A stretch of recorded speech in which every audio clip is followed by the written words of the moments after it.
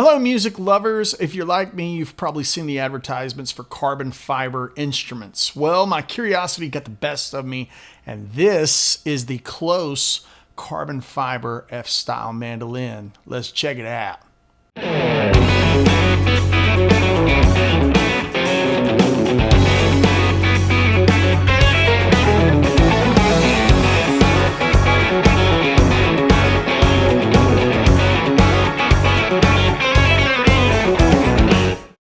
All right, so Klos is based out of Colorado.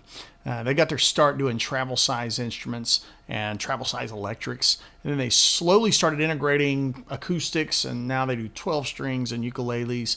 Then they did an A model style mandolin, and now they offer the F style mandolin. So if you don't know anything about mandolins, look at how sick that looks. I just interrupted myself. Look at how sick this thing is. So if you don't know anything about mandolins, A model mandolins look like a gourd. They just kind of look like a lute, like a medieval thing. F-style mandolins have these like thorns on them. So this one's got a little like F scroll sound hole up here that looks killer, and then the two F holes here, right? And we'll talk about all the features of the mandolins in a second, but I just thought it was important that you notice the difference of that. So this was something that was requested from them. And to clarify, I'm not getting paid on this video or anything like that. I just genuinely was so curious about this that I reached out to them and I said, hey, do you have a loaner that you can send me that I can check out? And this is the loaner. And the cool thing about this is it's all carbon fiber, the neck and everything. It's crazy. Mandolins in general, they're really problematic. I love them. I grew up playing mandolin. Mandolin is my main instrument. And wood mandolins, you know, there's an old joke that you spend half your life tuning it and the other half of your life playing out of tune. The tension is extremely high. You know, it's tuned in fifths. It's hard to keep the thing in tune. There's two strings per tone, G and G, D and D, A and A, E and E, right? And it's just a real pain in the butt. Wood moves and shifts, and top-end mandolins can cost upwards of $25,000. So it's not a cheap instrument. This thing really got the best of my curiosity because I am a car nut. I'm an automotive geek, and carbon fiber is one of those super durable, super sturdy materials. And I was like, does that thing just sound like plastic? Is it even going to sound good? And what's crazy is this does sound really great. The resonance is really killer. And let's just take a listen at it real quick.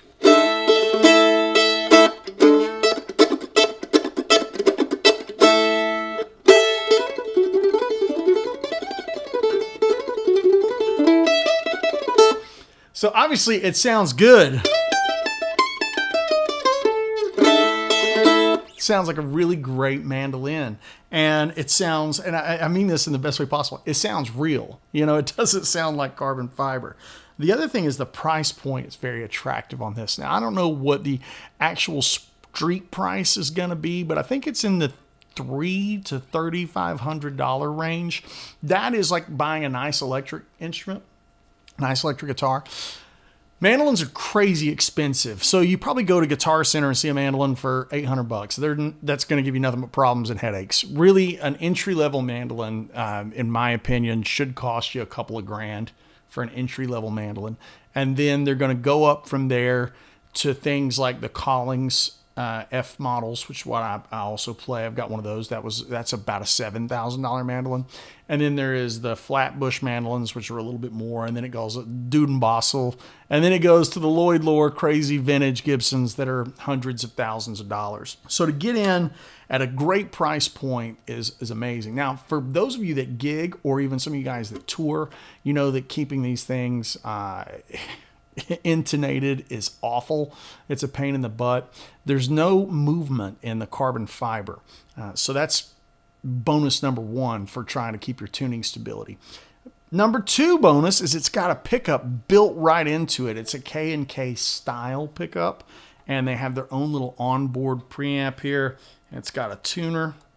Look at that. Got a tuner in there. So there's volume, bass, middle, treble. A lot of little creature comforts. Strap buttons already drilled in. And even on the back, there's the little scroll ornament here.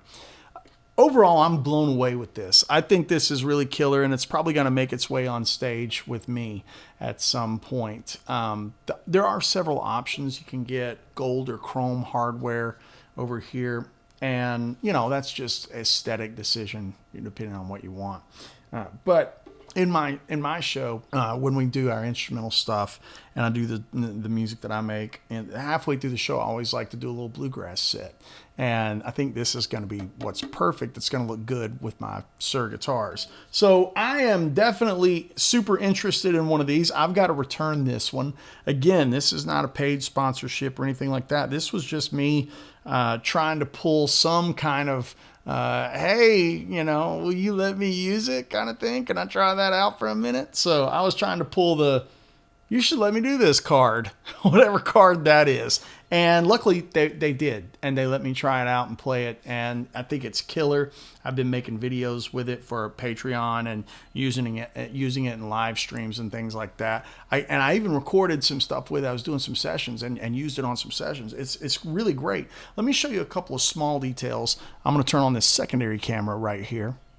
Now, if you go to the second camera, you'll be able to see right there, look how much distance there is from the tailpiece to the body.